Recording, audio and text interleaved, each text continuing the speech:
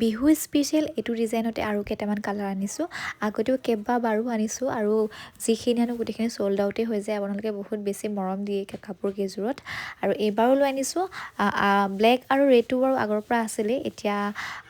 royal blue লগতে এটা purple শ্বেডত এইকেইটা নতুনকৈ এড হৈছে আপোনালোকে লৈ ল'ব পাৰিব একেবাৰে অফাৰ প্ৰাইচত এতিয়া প্ৰথমতে দেখাই ল'লোঁ এইটো পাৰ্পল শ্বেডত আৰু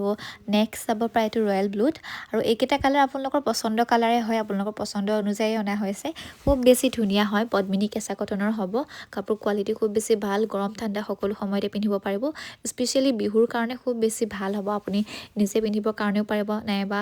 কাৰোবাক গিফ্ট কৰিবও পাৰিব এইটো চাব পাৰে এটা চকলেট কালাৰ খুব বেছি ধুনীয়া লাগে এইটো কালাৰ চাওকচোন কাপোৰখন গাত লওঁতে একদম মানে ব্ৰাইট মানে মানুহজনী ব্ৰাইট কৰি তোলে খুব বেছি ধুনীয়া লাগে কালাৰটো গোটেইকেইটা ছেম ডিজাইনৰে হয় আৰু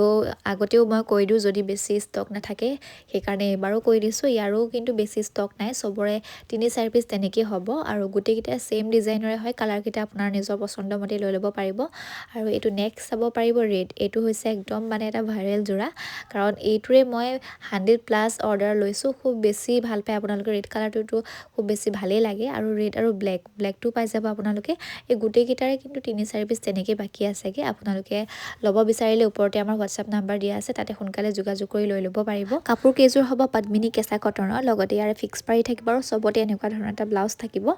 আৰু এইখন হ'ব ইয়াৰে মেখেলা যদি ল'ব বিচাৰিছে ওপৰতে হোৱাটছআপ নাম্বাৰ দিয়া আছে সোনকালে স্ক্ৰীনশ্বট মাৰক আৰু অৰ্ডাৰ কৰি লওক